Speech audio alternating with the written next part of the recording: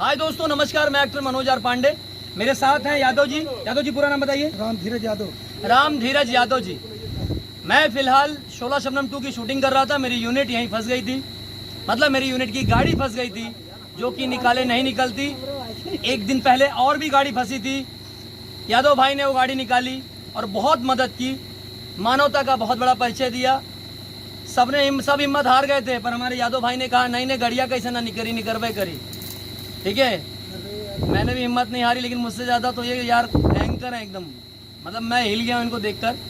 सो मैं दिल से कहूँगा यादव जी के लिए दिल से क्लैप है कि यादव भाई अब सच में अहीर हो। कहते थे कि जब लड़ियाँ फंस जाती थी तो लोग कहते थे दर्शन मिलके क्या निकाल रहे हो, पहलवान के बुलाला निकल जाए। तो हम लोग जसवंशी हाँ, तो पहलवान मतलब अहीर होता है, और राम धीरज यादव जी ने ये प्रूफ कर दिया। जय अहिरान, जय हो, लव यू, जय हो भैया।